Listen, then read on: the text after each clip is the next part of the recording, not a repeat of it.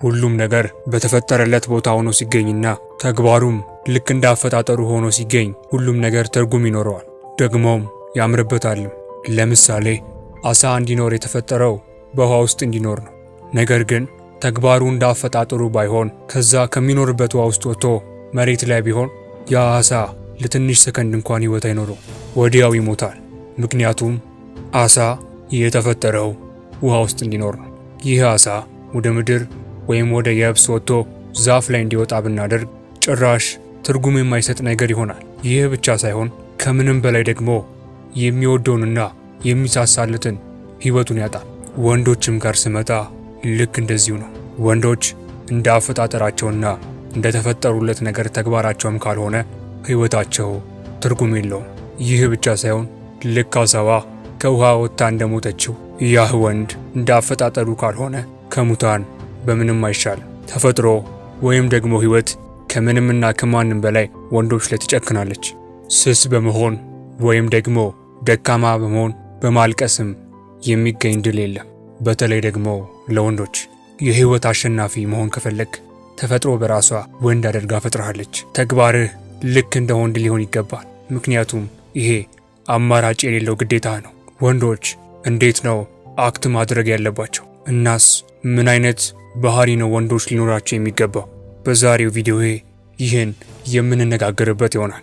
ወንዶች ሊኖራቸው የሚገቡ 4 ዋና ዋና ባህሪያትን በዛሬው ቪዲዮ የምናይ ይሆናል። ታዲያ እነዚህ 4 ባህሪያት ወይም ኳሊቲዎች ከሌሉ ግን አንተ እንደ አፈጣጠርህ እየኖርክ አይደለም ማለት ነው። ልክ እንደዛችኛው አሳ። ሰላም ውድ ቤተሰቦቼ እንዴት አላችሁልኝ? ዛሬም በጣም በሚያስገርምና ይሆናችኋል ያግዛችኋል ባልኩት ቪዲዮ ወደ እናንተ ልደርስ መጥቻለሁ። ታዲያ ላይክ፣ ሼር እንዲሁም ደግሞ ለቻናሉ አዲስ የሆናችሁ ሰብስክራይብ ማድረግ አይረሳ። ታዲያ በዛሬው ቪዲዮ እነዚህን 4 የወንዶች ባህሪያት ወይም ኳሊቲዎችን እንዴት የራስ ባህሪያት እንደምታደርጋቸው አሳያለሁ። ተከተለኝ።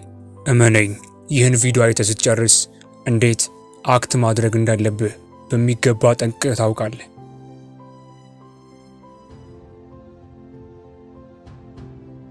አንደኛ፣ ወንዶች ሊኖራቸው ከሚገባ ምርጥ ኳሊቲዎች ውስጥ ጥንካሬ ነው። ወንዶች ከሴቶች የሚለዩበት አንዱና ብቸኛው ባህሪ ጥንካሬ ነው። ሴቷ በጣም እየጠነከረች በመጣች ቁጥር የወንዶችን ባህሪ ትይዛለች። በተቃራኒው ደግሞ ወንድ ልጅ ጥንካሬውን እየቀነሰ በመጣ ቁጥር ይህ ወንድ የሴቶችን ባህሪ እየያዘ መምጣት ይጀምራል። የሴቶችና የወንዶች አንድና ብቸኛው መለያ ባህሪ የሆነው ጥንካሬ ነው። ለምን? ሰላማዊና ጨዋ ሰው አትሆንም፣ ወይም ደግሞ ባለሀብት ሚሊዮነርም ልትሆን ትችላለህ። ነገር ግን ጥንካሬ ከሌለህ እንደ ወንድ አትቆጠርም። ወንዶች ከሴቶች በጥንካሬ ምክንያት ከተለዩ እና አንተ ደግሞ ጠንካራ ካልሆንክ አንተ ከሴቶች የምትለይበትን አንድ ምክንያት ብቻ ንገረኝ። ስለዚህ ወንድ መሆን ከፈለግ ይህ ግድ ጠንካራ መሆን አለብህ። የወንዶችንና የሴቶችን የላይኛውን የሰውነት ክፍል ተመልከት ውስጥ ፈጣሪ ሲፈጥረን እኛ ወንዶችን ጠንካራ እንድንሆን ወይም ለጥንካሬ እንዲመቻች አድርጎን የፈጠረ። ለጠንካራነት ተፈጥረን ጠንካራ አልሆንም ማለት ግን ልክ አሳዋ ውሃዋን ጥላ መሬት ላይ እንደኖረች ልክ እንደዚያው እንሆናለን ማለት ነው። ጠንካራ አለመሆን ኃጢአት አይደለም። ሁላችንም ቢሆን ግን ጠንካራ የመሆን ምርጫ አለ። ሁሉም ወንድ ጠንካራ መሆንን ይችላል። ነገር ግን ይህ የሚሆነው ጠንካራ የሚሆንበትን መንገድ እስከተከተለ ድረስ ነው። ወንዶች በህይወት ለመቆየት ወይም ደግሞ ስኬታማ የሆነ ህይወትን ለመኖር የግድ ጠንካራ መሆን አለባቸው። በህይወት ለመኖር የግድ ጠንካራ መሆን አለበት ስንል ምን ማለታችን ነው? አይበለውና ድንገት ጦርነት ተነሳ እንበል። ወጣት ወንዶች ከህፃናትና ከሴቶች የበለጠ የመሞት ዕድላቸው በጣም ከፍተኛ ነው። ግን ሴቶችና ህፃናት ሊተርፉ ይችላሉ። ምክንያቱም ጉዳትን ያን ያህል ያደርሳሉ ተብሎ አይታመኑም። ወንድ ከሆንክ ግን የመጀመሪያው ኢላማ አንተው ነህ። ምክንያቱም ጉዳት ታደርሳለህ በሚል የመጀመሪያ ኢላማቸው የምትሆነው አንተ ነህ። ስማኝማ፣ ወንድ በመሆን ብቻ ከአንተ የሚጠበቅ ነገር አለ። አንተ ጉዳት እንደምታደርስ ተደርጎ ነው የሚታመነው። ስለዚህ የመጀመሪያው ኢላማ አንተ ነህ ማለት ነው። ተመልከትማ፣ ህይወት አንተን እንዴት አድርጋ እንደምታስተናግድ ተመልከት። የተለያዩ ፈተናዎችና ቻሌንጆች ወደ ህይወት ውስጥ ይመጣሉ። አንተም እነዚያን ቻሌንጆች ለማለፍ በጣም ጠንካራ ሆነ መቅረብ ይገባሃል። ስማኝማ ወንድሜ፣ ጠንካራ ካልሆንክ ግን ህይወት የምታሸክምን ሸክሞች መሸከም አትችልም። በዚህም የሚመጡብህን ውጣ ውረዶችና ቻሌንጆች ማለፍ አትችልም ማለት ነው። ስለዚህ በህይወት የሚገጥሙን ቻሌንጆች እንዲሁም ደግሞ ፈተናዎችን ለማለፍ የግድ ጠንካራ ሆነ መቅረብ አለብህ ማለት ነው። ስኬታማ ለመሆንስ የግድ ጠንካራ መሆን ያስፈልጋል ስንል ምን ማለታችን ነው? እስቲ ስኬት የሚባሉትን ነገሮች በሙሉ ለአንድ አፍታ አስቡት። ዝና፣ ሀብት ወይም ደግሞ ደስተኛ የሆነ ቤተሰብ ማፍራት፣ የምትወዳትን፣ የምታከብራትን፣ የምትታዘዝን አይነት የህይወትን አጋር ማግኘት፣ የተከበረና በሰዎች ዘንድ ተወዳጅ የሆነ ሰው መሆን፣ ተሰሚና ተደማጭ ሰው መሆን ወይም ደግሞ ተጽዕኖ ፈጣሪ ሰው ለመሆን ከዚህም ሌላ ብዙ ነገሮችን ልትሉኝ ትችላላችሁ። ስኬትን ሁላችሁም በየራሳችሁ መንገድ መፍታትና ዲስክራይብ ማድረግ ትችላላችሁ። ነገር ግን አንድ ነገር እንድታውቁ ፈልጋለሁ። ጥንካሬ ከሌላችሁ ስኬት የሚባለውን ነገር በጭራሽ እንዳታስቡ። ሀብትን ለማፍራት የግድ ጥንካሬ ሊኖራችሁ ይገባል። ደስተኛ የሆነ ቤተሰብን ለማፍራት የግድ ጠንካራ የሆነ አባወራ ልትሆን ያስፈልጋችኋል። የምትወድህ፣ የምታከብርህ፣ የምትታዘዝልህ አይነት የህይወት አጋርም ከፈለግ ጠንካራ ወንድ መሆን ይገባሃል። ምክንያቱም አንዲት ሴት ከጠንካራ ወንድ ጎን መቆም እጣ ፋንታዋ ስለሆነ። ሰዎችን መምራትና ማስተዳደርም ከፈለግ የግድ ጠንካራ ወንድ መሆን መገኘት አለብ። ምክንያቱም ሰዎች በጠንካራ ወንድ ይመራሉና። እስኪ ህይወትን ተመልከት፣ ምን ያህል ህይወትና የወንድ ልጅ ጥንካሬ የተቆራኘ እንደሆነ። ወንድ ልጅ ጠንካራ አይደለም ስንል ምን ያህል ህይወቱን እንደሚጨልምበት ማስተዋል ይገባናል። በዛ ምክንያትም ህይወት እዛ ወንድ ላይ ትበረታበታለች። ህይወት ብቻ ሳትሆን ደግሞ የተለያዩ ፍጥረታት ጭምር። ለምሳሌ እንመልከት። እኛ ሰዎች እንኳን ጠንካራ ያልሆነን ሰው እጅጉን እንሰባብረዋለን። ወንድሜ ስማኝማ፣ ከሰዎች ጋር ለመኖር እንኳን የግድ ጠንካራ መሆን ያስፈልጋል። በሰዎች ፊት ጠንካራ ሆኖ አለመገኘት ማለት ከአንድ አደገኛ እንስሳ አጠገብ ደምቶ እንደመገኘት ይቆጠራል።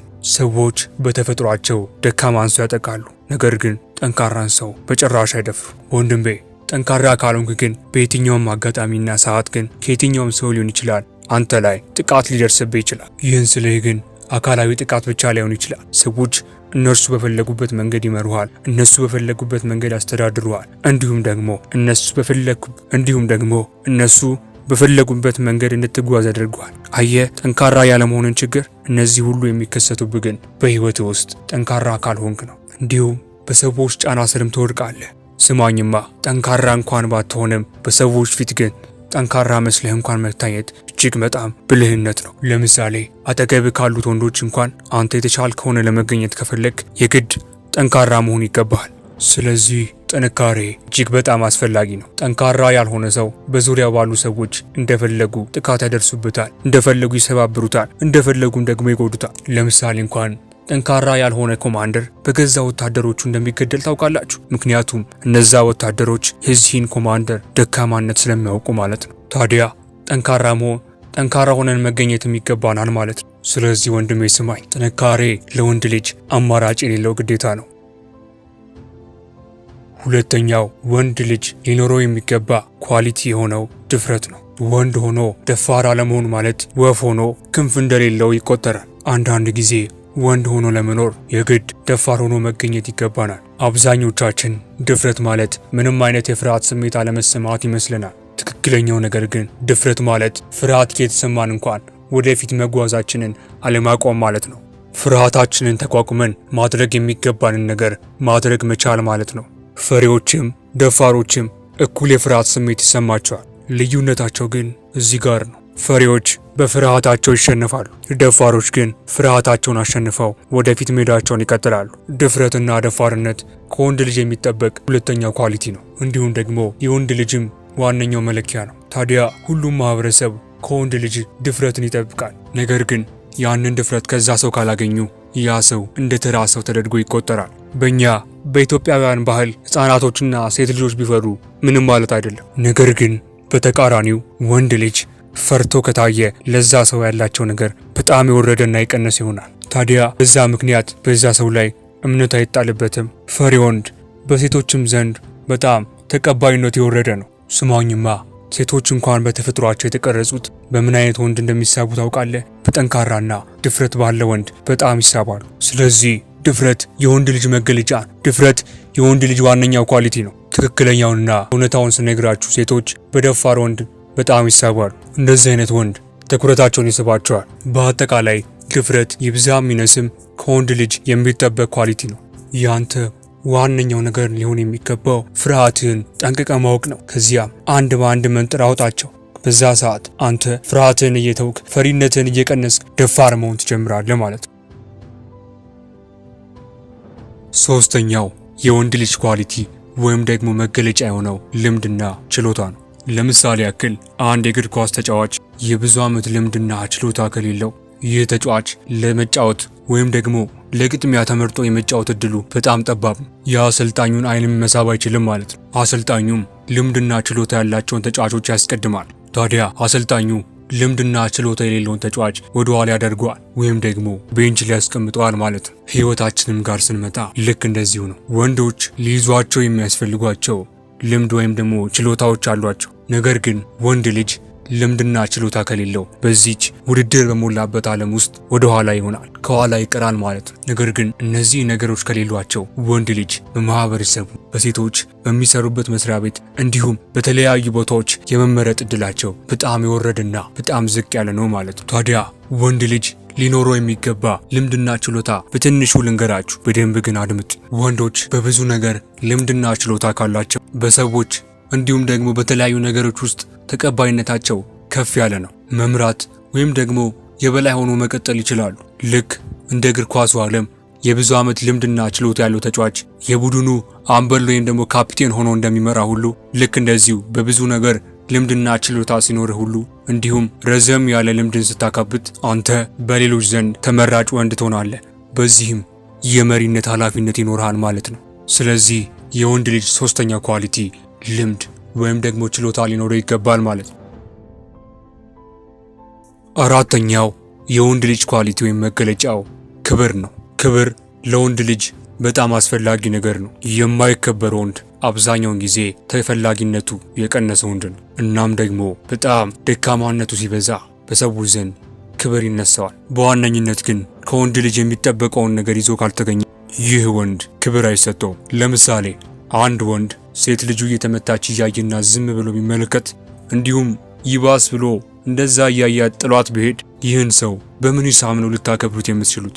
አንድ አባወራ የ12 ዓመት ልጁ አልታዘዝ ሲለው ሲሰርበውና ሲንቀው ብትመለከቱ ለአባትየው ያላችሁ ቦታ ይቀንሳል ወይስ አይቀንስም? ይቀንሳል። ነገር ግን ይህን ስላችሁ አባትየውን ትንቁታላችሁ ማለት አይደለም። ይህ የልጁ ችግር እንደሆነ እንድትረዱኝ ይፈልጋል። ወንድ ልጅ ለራሱ መቆም ሳይችል እናም ማንም ከመሬት የተነሳ ሲያንቋሸው ዝም ብሎ የሚመለከት ከሆነ ለዚያ ሰው ክብር ይኖራችኋል ወይስ አይኖራችሁ? የእናንተን ሐሳብ ሳትደብቁኝ ኮሜንት ላይ አሳውቁኝ። ሁሉም ሰው ወንድ ልጅን ወንድ ሆኖ እንዲገኝ ይጠብቃል። አየ ወንድ ልጅ ተከብሮ ሲገኝ ማንም ሰው እሱን የመናቅ እንኳን ድፍረት አይኖረውም። ስለዚህ በማንኛውም ሰው ዘንድ እነዚያን ነገሮች አሟልተ በክብር መገኘት ይጠበቅብሃል። ስማኝማ ወንድሜ፣ ወንድ ልጅ ሊከበር የሚችለው በስራውና በስራው ብቻ ነው። ጥንካሬ ሲደመር ድፍረት ሲደመር ችሎታ ሲደመር ልምድ፣ እነዚህ ተደምረው አንተን ወንድ ልጅ ያደርገዋል። ስለዚህ ስማኝ፣ ዛሬ የነገርኩን 4 ምርጥ